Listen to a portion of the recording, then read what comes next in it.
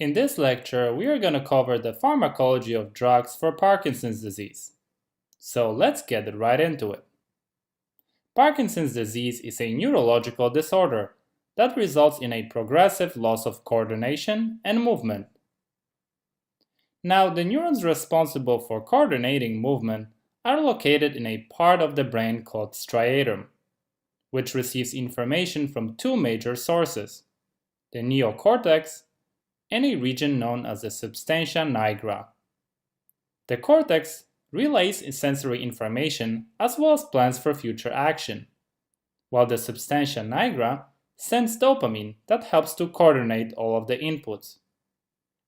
Now, Parkinson's disease develops when the neurons connecting the substantia nigra to the striatum progressively degenerate. Since dopaminergic neurons that originate in the substantia nigra normally exert inhibitory effects on GABA neurons located in the striatum, too little dopamine results in more GABA, causing increased inhibition of the thalamus, as well as reduced excitatory input to the motor cortex. In addition to that, these same dopaminergic neurons also exert inhibitory effects on the excitatory cholinergic neurons in the striatum. And again, without sufficient levels of dopamine, the production of acetylcholine is increased, which triggers a chain of abnormal signaling leading to impaired mobility. Ultimately, the imbalance between inhibitory and excitatory activities leads to the manifestation of typical clinical symptoms that include resting tremor, rigidity, postural instability, and slowed movement. The pharmacological therapy for Parkinson's disease is aimed at replenishing dopamine levels, mimicking dopamine's action, or antagonizing the excitatory effects of cholinergic neurons. Now, in order to get a better understanding of the pharmacology of anti-Parkinson agents, first we need to take a closer look at the dopamine-producing neuron. So here, inside this dopaminergic neuron, dopamine is synthesized in a two-step process, starting with the amino acid tyrosine. First, with the help of enzyme tyrosine hydroxylase, tyrosine gets converted to L-DOPA, also known as levodopa. In the second step, the L-DOPA formed by tyrosine hydroxylation is quickly decarboxylated by another enzyme called aromatic L-amino acid decarboxylase to the neurotransmitter dopamine. Dopamine is then loaded into synaptic vesicles and released by physiological stimuli into the extracellular space, where it can bind to dopamine receptors that are expressed on the postsynaptic neuron. Finally, excess dopamine in the synapse is reuptaken back into the neuron or into glial cells, where it gets metabolized by monoamine oxidase, abbreviated MAO, and catechol O-methyltransferase, abbreviated COMT.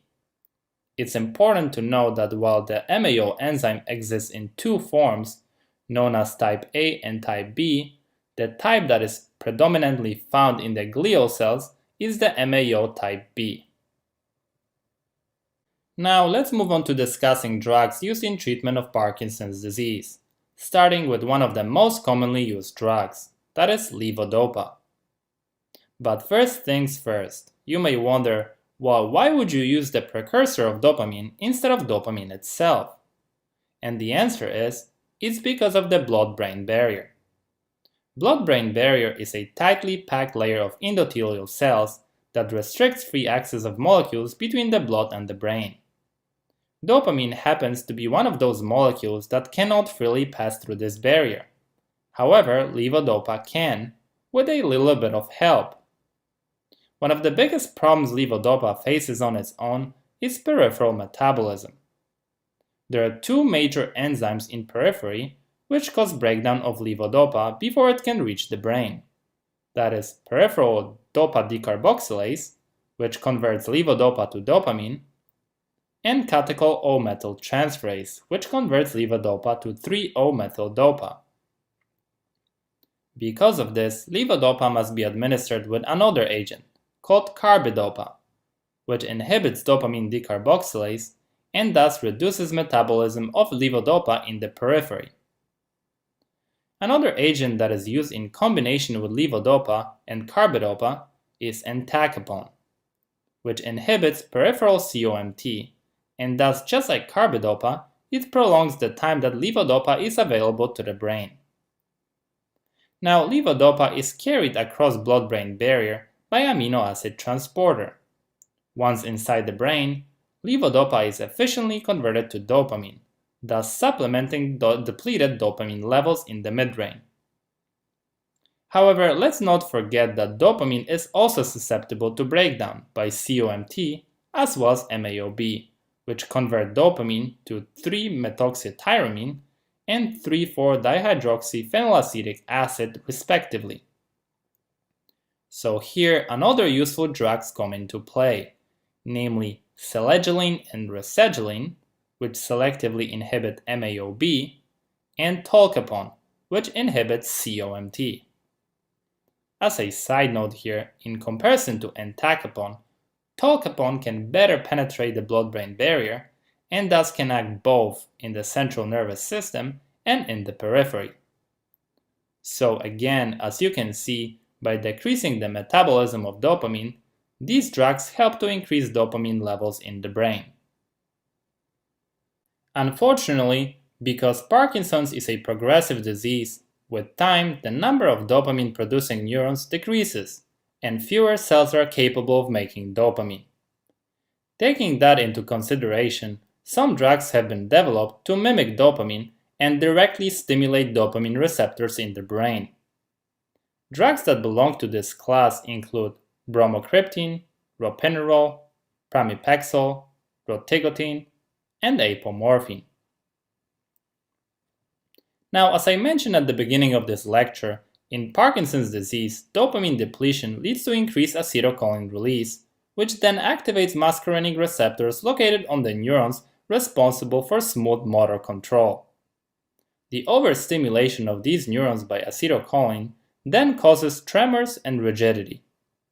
This is where anti-muscarinic agents come into play by blocking the muscarinic acetylcholine receptors and cholinergic nerve activity. As a result, these anticholinergic agents restore the balance between acetylcholine and dopamine, which may improve the symptoms of Parkinson's disease. Drugs that belong to this class include benztropine, bipyridine, procyclidine, and trihexyphenidyl.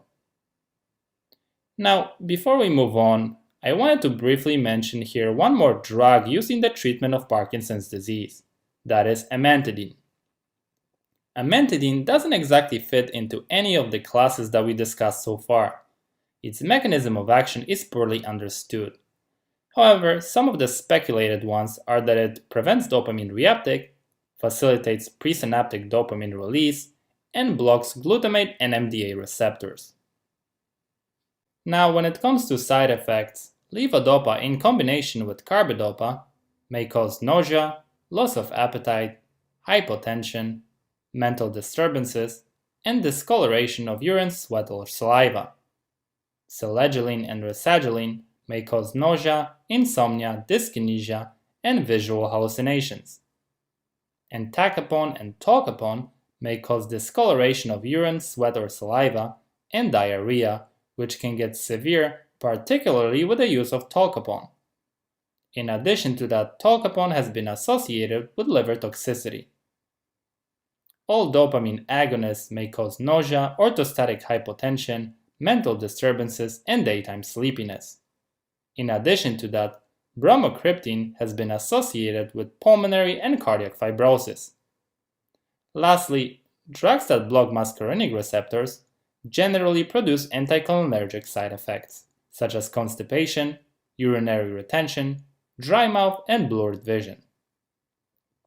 And with that, I wanted to thank you for watching. I hope you found this video useful, and as always, stay tuned for more.